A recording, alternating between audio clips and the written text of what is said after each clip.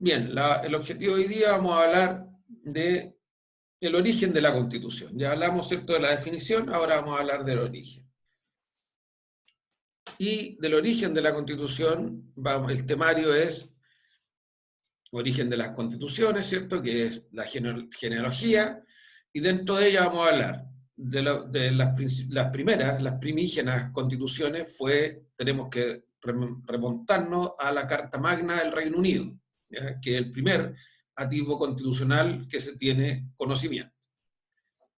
Posteriormente, y de nuevo, sale nuestro querido amigo Montesquieu como precursor de la división de poderes, que ni siquiera lo vamos a ver, lo vamos a pasar la lámina y ahí ustedes la van a leer nomás, porque es parte de, si ustedes ven las constituciones, todas las que se presentan tal hoy día tienen establecido esta división de poderes, y por algo lo hemos traído a colación desde el inicio de año, a nuestro querido pensador Montesquieu. ¿Ya?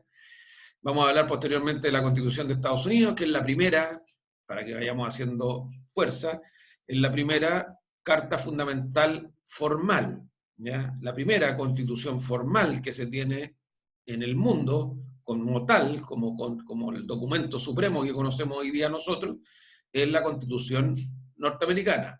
Lo anterior, lo que hubo antes de la Constitución norteamericana, fueron tratados, acuerdos, actas, ¿cierto?, pero no constitución propiamente tal, ¿ya? Y vamos a ver posteriormente la Constitución francesa como la representación máxima del ordenamiento jurídico europeo.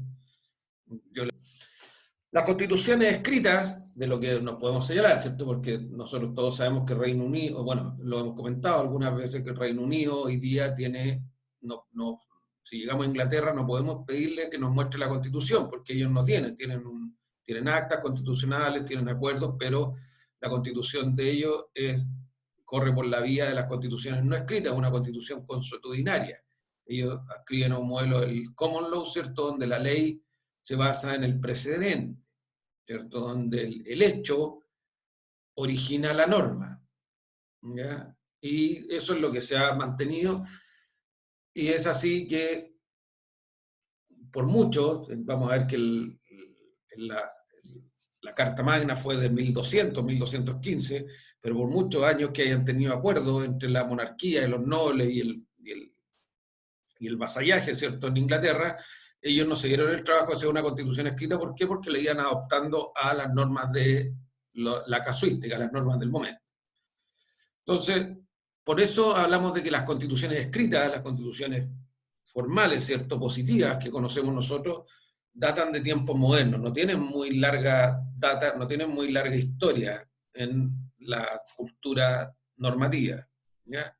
La primera fue la de Estados Unidos en 1787, y luego siguió la de Francia 2 años posterior, 1789, con un adendum en 1791, que en general se hablaba de la Constitución de 1791.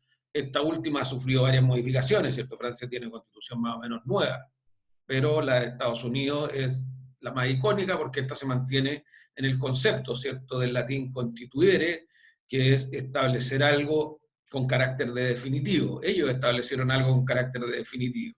Y por muchos vaivenes que tenga la sociedad, lo que se busca es no pasar a llevar estos principios básicos, estos derechos fundamentales que se han mantenido por algo durante tanto tiempo, ¿ya? Desde entonces, este tipo de constitución escrita se fue imponiendo en la mayoría de los países. Al final, la mayoría de los países copian lo más útil.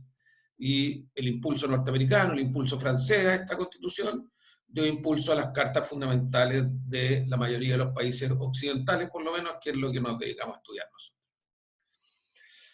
En materia de genealogía constitucional, o sea, cómo se originó, cómo fueron los ancestros de esta constitución, tenemos que hablar claramente de las actas constitucionales. Ojo con esto, porque constitución inglesa, yo le insisto, para que no vayan a pecar ustedes, Inglaterra no tiene constitución escrita, pero tienen muchos acuerdos constitucionales, muchas actas, como origen o fuente inspiradora general. Los ingleses en esto fueron pioneros, ¿ya?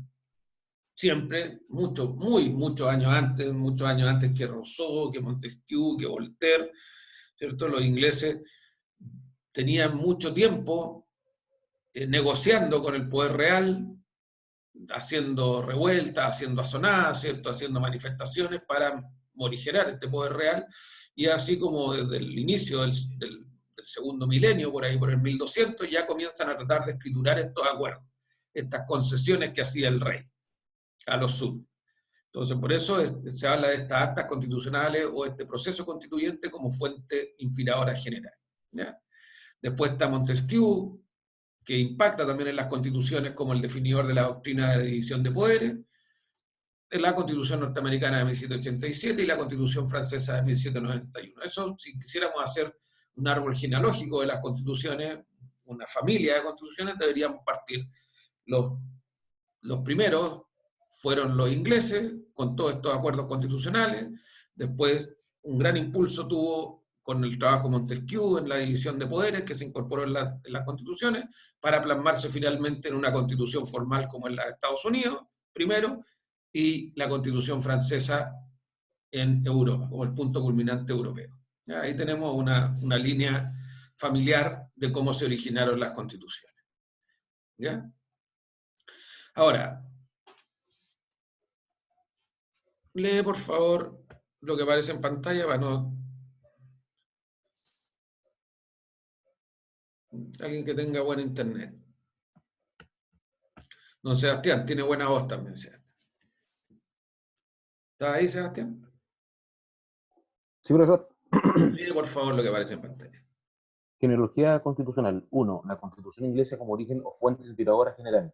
A diferencia de las constituciones de los Estados Unidos, Francia y muchos países de la Commonwealth, la Constitución británica no ha sido recopilada en ningún momento bajo un documento único.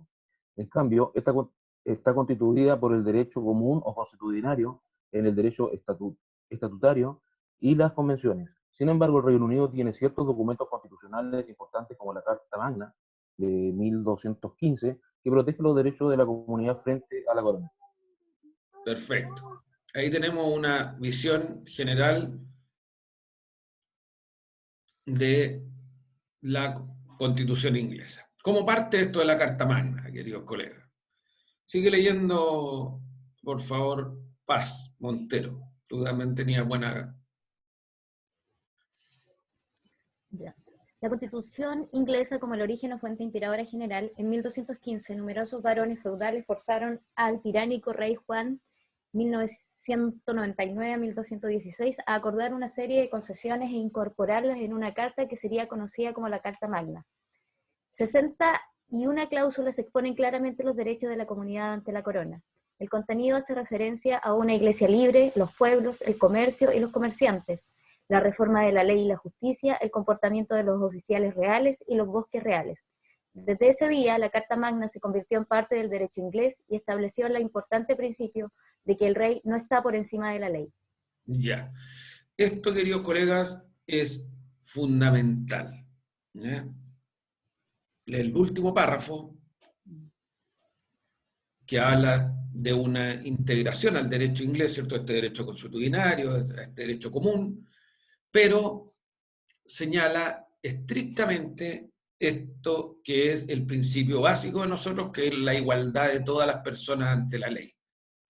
El principio básico de que el rey no está por encima de la ley. Ya en 1215, fíjense bien, en 1215, o sea, estamos hablando de 1000 años atrás, casi 800 años atrás, ya se venía con y 500 años atrás, o casi 600 años antes, imagínense, eso es todo lo que tiene nuestra vida nacional, ¿cierto? Nosotros tenemos alrededor de 600, 500 años de existencia, y ya 600 años atrás, los ingleses estaban tratando de someter a todas las personas, incluido el monarca, a el aparato normativo. Nadie puede estar por encima de la ley, ni siquiera el rey. ¿Ya? Yo, es de sentido común, ¿cierto? Nosotros conocemos un poquito más de historia.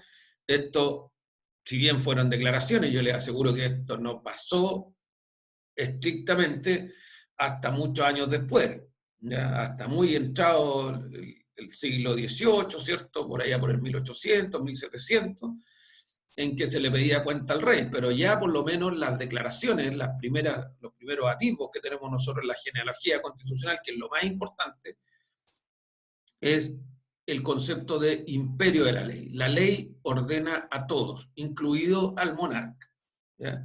Y esto nace precisamente de este documento, que por eso es importante que lo estudiemos, el imperio de la ley ordena a todos, incluso el gobernante, nace de esta concesión que se hace en 1215, con la Carta Magna, ¿ya? Que es que ya la Carta Magna, ¿cierto?, nos señala, de alguna manera, el principio fundamental del imperio de la ley. Nadie está por encima de la ley, incluso el gobernante tiene que sujetarse a la norma jurídica, ¿ya? De aquí nace. ¿Dudas? Ya. La segunda patita de esta genealogía constitucional, de este árbol genealógico, habla de Montesquieu, ¿cierto? Y esto lo vamos a pasar muy rápido porque ustedes tienen que darme una cátedra aquí, lo hemos preguntado yo creo que unas 4 o 5 veces, ya ustedes están aburridos, seguramente alguien se miró y dijo, ¿y este weón está de nuevo? ¿Dónde está? ¿No? Pero lo hago en beneficio de ustedes, para ayudarles con el estudio, para que vean lo importante de ir hilvanando las materias. Don Daniel Arriagada, ¿se encuentra? Daniel. ¿Estás con problemas de señal, Daniel, o estás presente?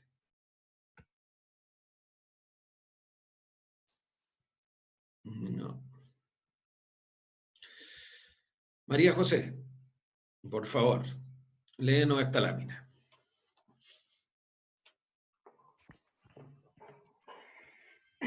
Montesquieu como el definidor de la doctrina esencial de la división de poderes.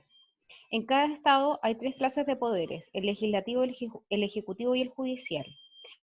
Por el primero, el príncipe o el magistrado hace las leyes para cierto tiempo o para siempre y corrige o deroga las que están hechas. Por el segundo, hace la paz o la guerra, envía o recibe embajadores, establece la seguridad y previene las invasiones. Y por el tercero, castiga los crímenes o decide las contiendas de los particulares.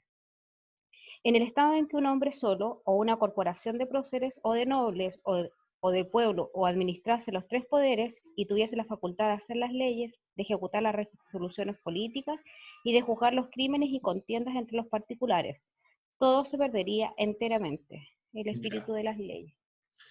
Y aquí está diciendo, ¿cierto?, que en el Estado, en cualquier organización que se preside tal, debiésemos nosotros reconocer a lo menos estos 3 poderes. Y que en aquella organización que en el último párrafo, ¿cierto?, en que un hombre solo, una misma corporación, o incluso todo el pueblo quisiera ser los dueños de los 3 poderes al mismo tiempo, todo se perdería enteramente, ¿ya? Por eso se habla de la división de poderes. Estos siempre deben estar separados, deben pertenecer a distintas corporaciones, deben pertenecer a distintos órganos, deben ser administrados por distintas personas, ¿cierto?, de la manera que quieran, elegidos por el pueblo, no elegidos, etcétera, como se quiera hacer la representación, una democracia directa, una democracia semidirecta, una representativa, como se quiera, pero lo importante es que estos estén separados y que tengan potestades similares, que tengan facultades similares, que ninguno de estos esté por encima del otro, ¿ya? Que ninguno de estos poderes sea jefe, sea superior del otro. Eso es lo que nos señala Montesquieu, ¿ya? Y así yo se los voy a preguntar, así que ya no tienen para qué aprenderse las potestades ejecutivas, del derecho de decidir, ¿cierto?, del derecho de gente, sino que vamos a hablar al tiro del poder legislativo, ejecutivo y judicial. Bien.